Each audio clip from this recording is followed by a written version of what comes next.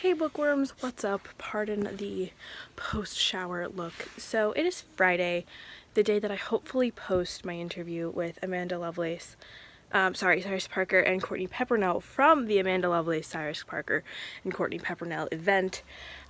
So I just wanted to kind of clarify what's happening with this video because it looks a little weird, I know. So basically I have to split this video into two parts. So this will be the first part. And the second part will be going up later today once I give my laptop, the MacBook, a little break in between. So I'm using iMovie. That's the software I use for editing my videos. I've been using it for about 6 years across different devices. My laptop, I understand, is a 2012 model and like 3 years old, but this has never happened before. Well, I don't want to say it's never happened before because it actually happens every time Miranda and I collab that we can't get the videos to upload. But I'm really frustrated right now because, you know, I don't really have a lot of occasions like this. I have some, obviously, but not like a ton, where like I have a time frame where I need to get the videos posted, and like if they don't get posted, it's really frustrating, and like, you know, so I'm really struggling with that because I rarely work on a deadline. I like am my own boss, and I kind of decide when I put up my own videos. I don't ever have kind of like a pressing concern, and no one's really officially giving me a timeline, but I want it to be, I wanted the video to go up within a timely like a timely manner after the event happened. But I'm really sorry about this. So this will be part 1. Part 2 will be up later today. I love you all. I'm so sorry. I've literally been trying for 3 days. I canceled an office hours meeting to sit here and try and fix this. I just want to apologize for that. So hopefully I can get Final Cut Pro at some point and stop using iMovie that doesn't work anymore. Okay, bye. Hey bookworms, what's up? Welcome back to my channel. If you're new here, my name is Kayla and I'm here to serve you some literary goodness on this fine day. I don't know what day this video is going to go up. So I'm at home. Obviously I'm not in the dorm room or anywhere else. There are people looking around my house right now. But I'm home and I came home for a very special reason. I had tried to vlog really the reason why I was here, but so much was happening that I couldn't really do that. But today I have a really cool video for you guys. I've done this once before on this channel, way back when we started. I think it was actually my first video that I did. But today I have a book talk for you guys, or an author talk, whatever you want to call it, and I had not one special guest but 2 special guests today, which was really cool. I filmed it with Miranda, my coworker at the bookstore, who is in the first video, the interview with Mackenzie Lee, which will be linked down below if you want to look at that. But today I was really fortunate to get to sit down and talk to Cyrus Parker, who wrote his poetry collection, his debut poetry collection, Dropkick Romance. And then I also got to talk to Courtney Peppernell, who's written The Road Between, Pillow Thoughts 2 is coming out, and a couple of other novels that she's written before. So I got to sit down and talk to them, and they were super kind. They came with Amanda Lovelace to do an event at the bookstore, and they were really flexible in doing an interview with us. So there was a lot of like ups and downs, so we didn't really know when we were going to be able to film it, and timing and things like that. So there's a lot of back and forth and like communication that we had to do in order to make it work out, and we didn't even know if we were going to do like separate interviews or interviews together. But as the day went on, pieces kind of like fell into place, so it worked out really well. And honestly, this was probably one of like the best events that I've been to. I mean, I was super involved in the planning of it. It was kind of my baby for a little bit, but it was really awesome to get to sit down and talk to them just because I've loved their poetry so much. I have them all flagged and dangerous right here. So I really liked getting to sit down and talk to them about writing, and poetry is something I've been exploring in my own writing, so it was cool to kind of hang out with them and talk to them and pick their brains a little bit about the poetry writing process and publishing process, which was cool. And it was a super inspiring event. So I'm going to stop talking and I'm going to let the interview run, so you guys can see for yourselves just how awesome they are and how like well thought out they were. Alright guys, welcome back to our channels. What's up? We are back with another book talk. We haven't done this in a while. I think it's been since like August? Yeah. August or so with Mackenzie Lee. So Miranda, I'm Kayla. This is Miranda. No, I'm Miranda. So we are back with another book talk. And today we are joined by two fabulous poets. We have Cyrus Parker and COURTNEY Peppernell. So yeah, we're gonna hang out, ask them some questions. They were so kind to make an impromptu stop on their tour to hang out with us at Unlikely. So we are gonna dive right into some questions. Yeah.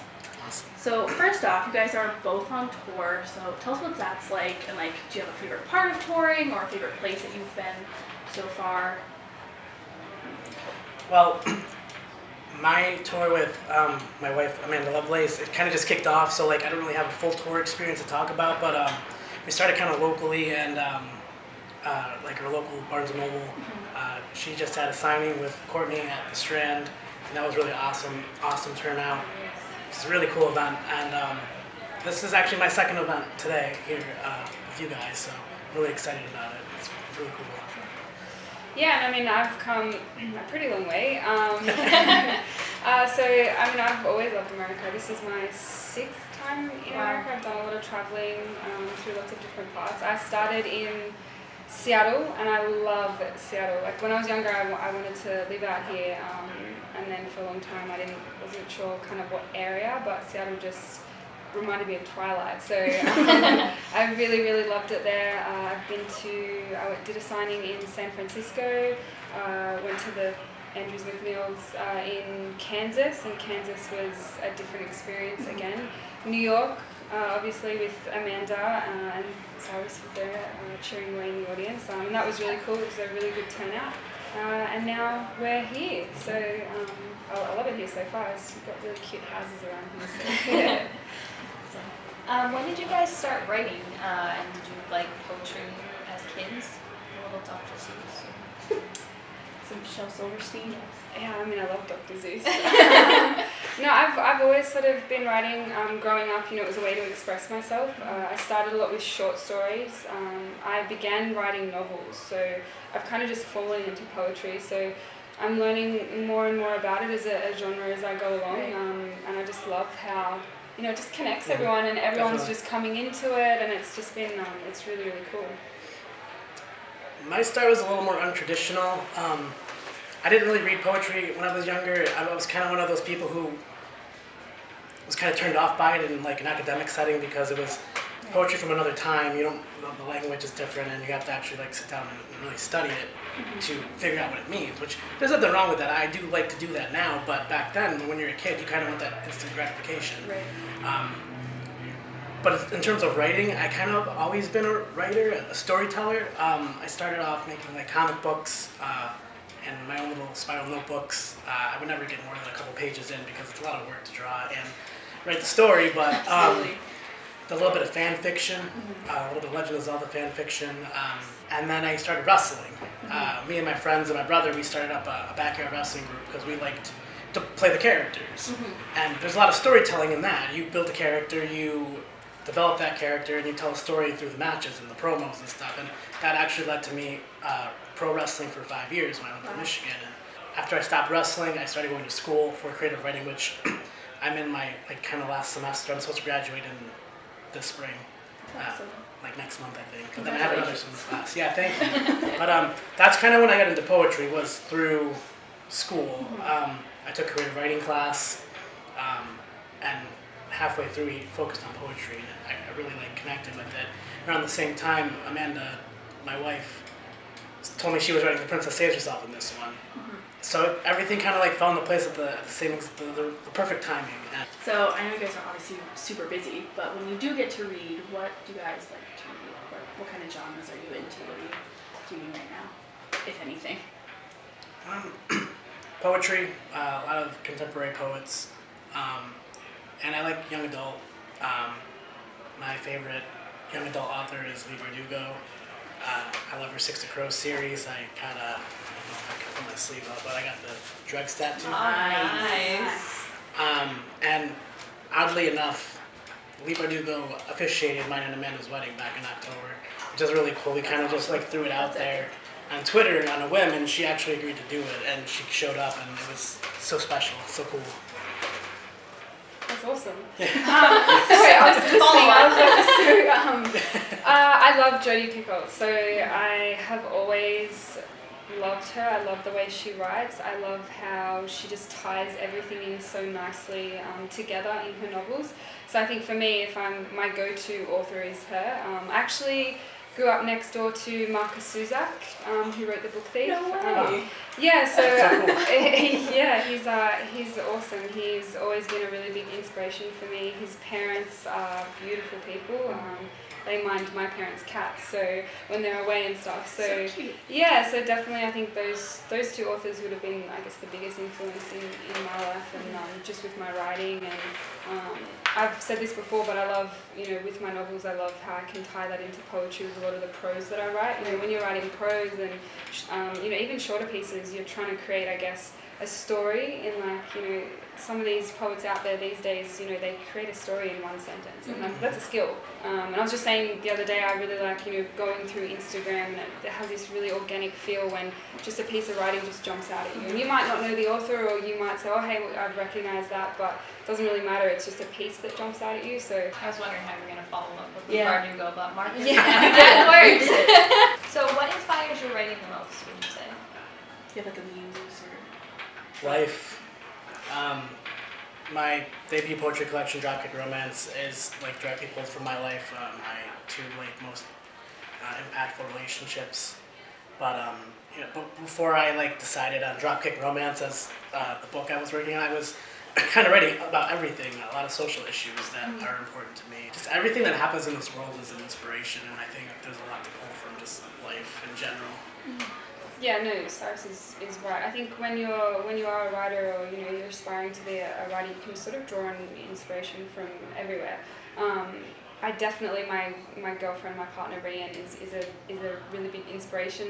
Pillow Thoughts was created because I was looking for a card for our anniversary, and I couldn't find something that represented, one woman loving another woman. I don't know if it's different out in the States, but definitely in Australia you don't really go into a local supermarket and find those types of cards. So I started that because of her, and a lot of the poetry is about her and for her. But also just in general, my readers. I get so many emails and messages day in and day out of people sharing their stories, and I like to write about that. I like to sort of say, I love hearing about your story, and I want to put that in my writing. And another cool thing too, just going back to how novels and poetry, I guess, interlocked is, I'm in love, so when I'm trying to write about heartbreak, I'm not heartbroken, I'm really, really happy. So yeah. So I feel like, when I get in these zones, I like to think about, me as a character, and if I was upset today, or I was going through heartbreak, what would I feel? And obviously I have experienced heartbreak in my life, and you kind of go back to those moments in your life and explore them again, I guess. So yeah, it's just cool how you're always constantly changing with your writing. You always go through an array of different feelings and thoughts. But And that's so funny that you're saying you put yourself in as a character, because I read Pillow Thoughts and I was like, she knows my life. She's reading my mind. So that's really interesting that you just made a character yourself. That's really cool. So do you guys have a singular favorite poem in your collections that you think you love the most? Yeah. There's this one, it's one of the last poems, and I like to finish my set with it. And it's kind of I talk about writing poetry. It's kind of like an Ars Poetica, where I kind of talk about actually writing poetry, and I ended by saying that these moments that I'm writing about, they're already poetry, and it's translating from one language to another. There's always kind of something that gets lost in the translation. I like that piece quite a bit. It's one of the ones I'm most proud of. No, I mean, my favorite is Looking for Ice Cream. That poem is at the back of the book, and I wrote that for Rian. Everything that happened in that was me writing it, on my phone when we'd just gotten back from the grocery store. It was winter. I didn't know why she wanted ice cream in the middle of winter, but we were looking for it, and that poem really, so many people, they gravitate towards that poem. I know the Chainsmokers, that was the one that they tweeted out. It was the one that they liked the most. It's kind of the one that really started all of this, which is funny because I almost never put it book. Like it didn't Really? make it. That's why it's on the back page, because I was like, oh, I'll put it in there. And that's the one that people like the most. So yeah, definitely that one. It holds a very special place in my heart. So, what do you guys say to, there can be some criticism sometimes that modern poetry lacks craft or isn't real poetry because it's not that Shakespearean, like you mentioned before, not the old-timey stuff you're reading in class. You don't have to dissect it to like relate to it and understand. Haters gonna hate. I mean, I really, that stuff bothers me because like there's a market for everything. There's a reader for every type of poetry. There's so many different styles. There's as many styles as poetry as there is people. Right. No two people are gonna write the same thing, and they're not gonna write it the same way. And like, who are you to criticize what somebody likes or what somebody writes? Like, just because you don't connect with it, just because it's not your preferred style, doesn't mean it's not poetry. Well, I'm just going to hire Cyrus because he's a pro wrestler. So, no, I think, poetry, for me at least, writing and, poetry, it's always been about expression, and there's no right or wrong way to express yourself. I think, whatever style it is, as you said, there'll always be an audience out there. But also, I feel like, this concept of modern day poetry is becoming, I guess, a gateway for some of more of the traditional kind of poetry. It's somebody goes into a store and they pick up, Pillow Thoughts or Dropkick Romance, and they read it and they go, oh, hey, I like that. And then, maybe they look at Edgar Allan Poe or Emily Dickinson or something, and it's just crossing them over. So I don't think it's anything really people should be negative about. It's all really positive. And yeah, in terms of people who, I guess, say negative things or whatever, I ignore it. Honestly, I don't even read it. Like, I don't have time for that. Like, my biggest thing is, people who are going to support me, like, that's who I'm here for. Like, you have my full attention, that's who I focus on. Anyone who's, some people leave 1-star reviews because a handprint was on their book, like, oh, come on. So, it's like, you just have to look at that as, oh, well, like, move on, that happened. New day tomorrow, and look at all the people like supporting us and have been like amazing. That's who I focus on. I focus on the readers because they're amazing, and I love you guys. We love you guys. You guys are kind of bringing in like the new wave of poetry, and I think people are just so like stuck in their mindset that they don't even realize that like this is what's happening. True. And like, she kind of mentioned it. Like, this modern poetry thing is kind of helping all poetry. I'm in school still, like I said, and I was doing I had a speech, an informative speech for my speech class, and I did it on Insta poetry. Yeah. And what I found out was that between, I think it was 2016 and 2017, poetry sales overall doubled. Wow. And people are buying the modern stuff, but they're also buying the classics like Poe, like Dickinson. And, that's kind of, it's a gateway. That's what I think it is. And like, I reference Poe and Dropkick, and, like, there's a respect. It's not like, I don't think, people think we're kind of like desecrating it. I don't know. It's feelings, and that's what it comes down to. Like, 50 years ago, people were still writing about love. They were just doing it in the way that society related to it at the time. And we're doing it in the way that society relates to it now. So I really don't see, it's just not a, come on, like, just, if it makes people feel good, then I'm all for it. If it makes people happy, that's what counts.